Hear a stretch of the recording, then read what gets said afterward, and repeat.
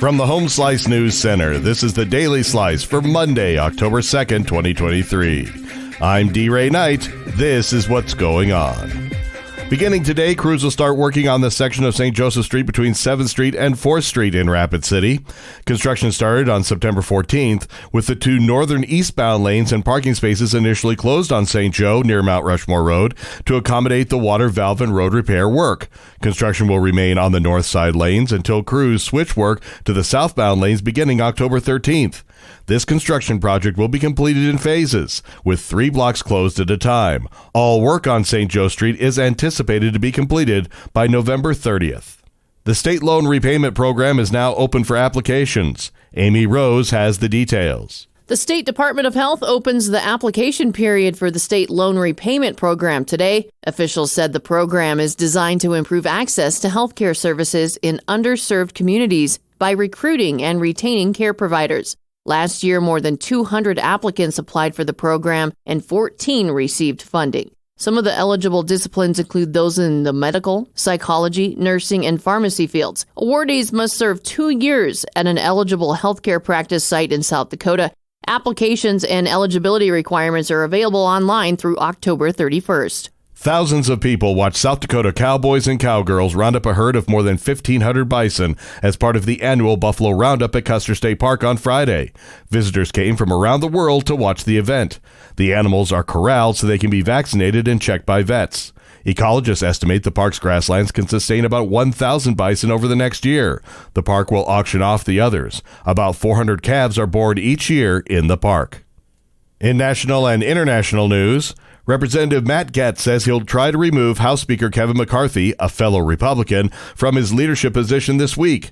Gaetz's announcement yesterday comes after McCarthy relied on Democratic support to pass the legislation on Saturday that avoided a government shutdown. Gaetz is a Florida Republican who's been a longtime McCarthy nemesis. In response, McCarthy says, "So be it, bring it on, let's get it over with, and let's start governing."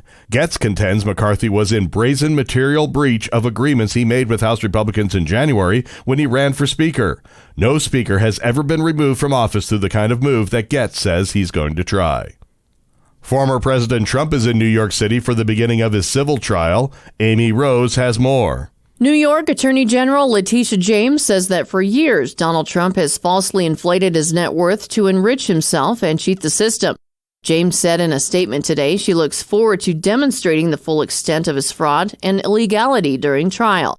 Trump has said he'll make a rare voluntary trip to court for the start of the civil trial. The trial in James's lawsuit has already resulted in a judge ruling the former president committed fraud in his business dealings. Control over some of Trump's most prized real estate holdings is in jeopardy. Some of Europe's top diplomats have gathered in Kyiv in a display of support for Ukraine's fight against Russia's invasion as signs emerge of political strain in Europe and the United States about the war.